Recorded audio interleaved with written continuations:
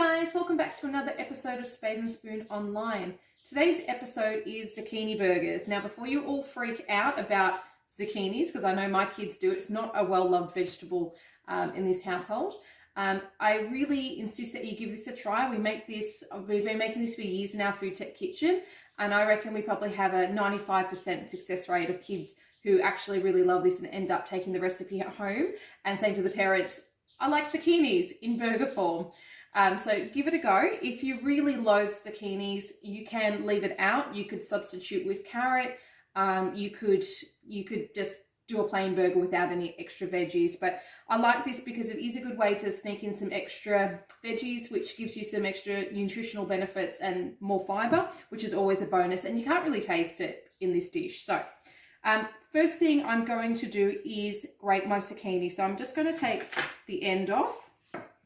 And I like to leave the top on because it becomes like a handle. So this recipe I'm timesing the base recipe by 5 because there's 5 people in my family. So that's why I'm using a bigger zucchini. If you were going to make this just for 1 or 2, you'd only use a quarter of this. So we're going to grate this first. And the reason we do that is because we want to draw out the moisture, because too much liquid, because it's got a lot of water in zucchini, too much liquid will make our burger mix too wet and it won't hold its shape. So when we're using the grater, you want to be really mindful that your fingers are completely out of the way. You do not want to grate your finger, it really hurts. And then you have to throw it in your mix. So make sure that I kind of tuck my hands around like this. And once it starts getting too small and I'm at risk of grating my fingers, I just stop. It's not worth it for that little end bit. So zucchinis are a nice soft veggie, so it doesn't take too long. So you can see now that that's getting pretty small, so that's enough. Put a little tap out. Now the inside of the grater, you cannot grate yourself on the inside, so you can get all those goodies out. And then if you flip your grater upside down, you can flick off the other bits, okay? But never the right way up, because then you could also grate yourself. So I'm going to put that aside, I don't need that now. I've also grated up some onion. I did that earlier because it always makes me cry. The reason why we grated the onion rather than dicing it is because you want it to be really fine. You don't want chunky bits of onion because it makes your burger fall apart. You could do this in a food processor as well if you didn't want to grate it. You could also use onion powder. You could substitute too. So we also need some garlic. So I've already peeled these. You can see the end there, so I'm just going to remove that. And then we're going to crush this. So we're going to use a spoon, okay, and crush it. And just kind of cover it with your hands because it likes to fly away. And you do need a bit of pressure on that. And then we're going to use our sharp chef's knife and we're going to do the rock and chop. So you put your hand up the top and you push down like this. And we just keep going over it until it's nice and fine. And scrape the sides of the knife down on the board and keep on going.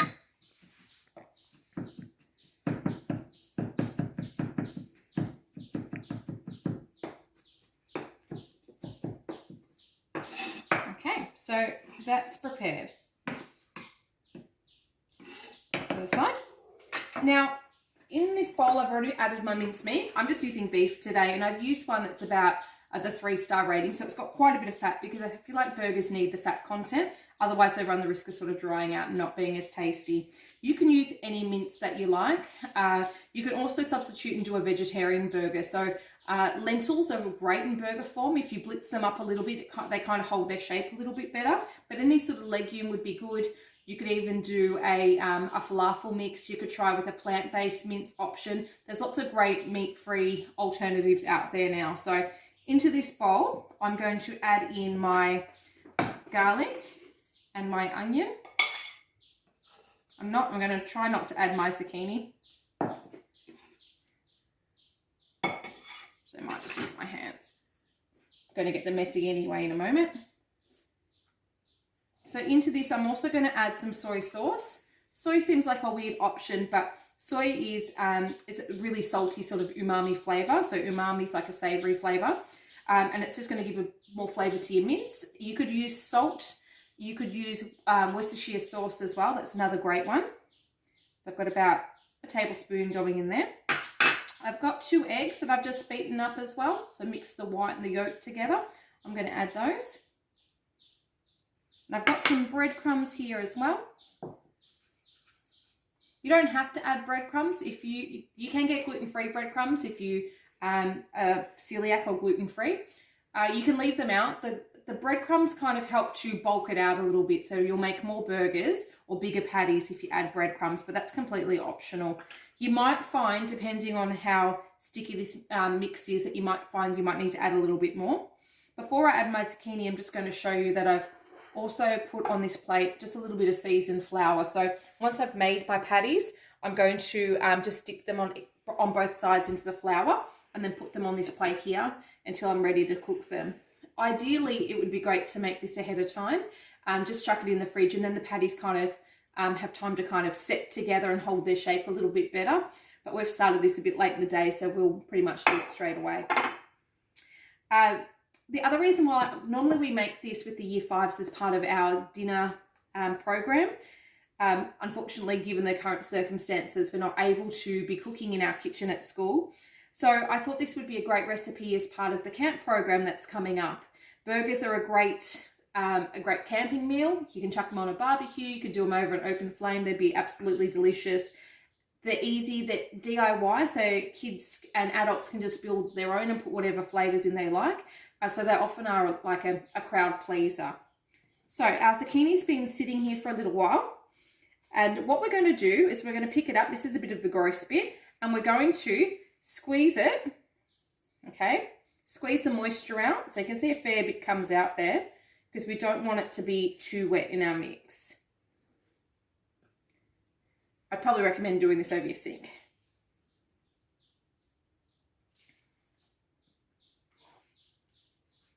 So once I've got that in there, I'm going to mix it all up. You can add some salt and pepper to this as well.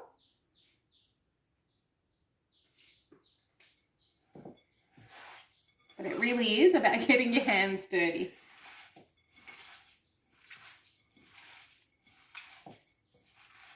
Nice squelchy sound. So for our burger toppings, I'm keeping it pretty simple tonight. I've just chopped up some tomato, onion, lettuce. I've got some beetroot cheese. But really your options are endless. If you wanted to do a burger with the lot, you could add pineapple. You could cook bacon and eggs to go with it as well. That would be really tasty. You could stick to a traditional sort of cheeseburger one and keep it really simple as well. So you need to think about what you're going to serve with your burgers. If you wanted to do a bun-free option and just have the patty, you could definitely serve this like a rissole, I guess, and have your salad on the side if you wanted a low-carb version. Also, you need to think about your sauces, what condiments you're going to have with it as well, because that's really important. I'm all about the condiments, so I usually go with some mayo and tomato sauce. You could add mustard. You could have a homemade chutney. You could do a barbecue version. That would be really nice as well. All right, so this is coming together. It feels okay, like it's holding its shape. It's not too wet. So I'm just going to sort of grab a handful, and it depends on how big you want to make your patties. But I think about this size, you kind of want them the same size as your burger buns. And that's the other thing to consider as well, what type of burger buns you're going to use. I'm going to use plain ones, wholemeal, some with sesame seeds, brioche buns. You could do this just in bread, toast. So I've just formed the patty with my hands about that size. I'm going to dip it into the flour, a little pat, just onto the plate there. Okay, I'm going to keep making these and then I'll show you the next step. All right, so now we're ready to start cooking. My mix made 7 decent sized burger patties. I'm going to cook mine on the grill because I like the flavor of that better and the color. If you're going to make these in the frying pan, you need to add some oil to it as well. But I'm going to add these on. It's nice and hot. Hopefully they hold their shape. We'll see how they go. You want to hear that sizzle? You put your burgers down.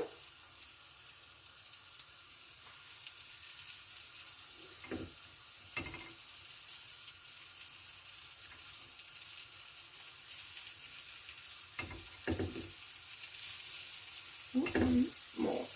Maybe down here. Now the key is when you're making burgers that you don't want to flip and play around with them too much, because especially if burgers have got lots of different things added into them, the more you try and flip them, the more likely are they're going to break apart. Now if your burger does break, it's not the end of the world. You can still kind of put bits together, and once you've got it in your burger, you can't tell the difference. And it is usually good to have a test one because that way you can chop it in half to see if the meat's cooking. You do have to pay attention to the temperature. You'll find that they'll get a colour really easily. They'll go golden brown, but they won't cook in the middle. So sometimes you need to brown them at a high heat, turn it down, and just let it slowly cook through to the middle. The other alternative is to get the colour and grill them and then finish cooking in the oven. That one can work as well, particularly if you've got a really thick burger patty. But you can push them out because the thinner the burger patty is, the faster it's going to cook.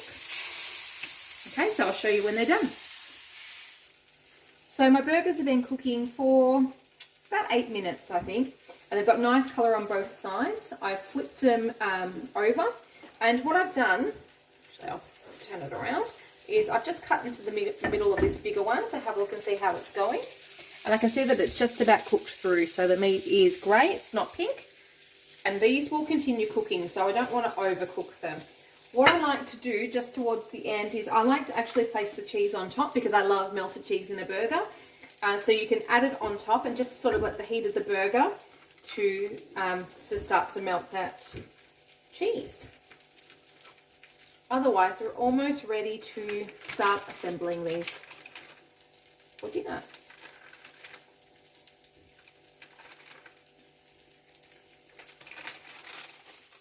So burger patties are cooked. We've got all of our ingredients ready to go, and I would serve this on a big table where everyone can just help themselves, family style. I hope you've enjoyed this video and have a great camping experience. See you next time. Bye.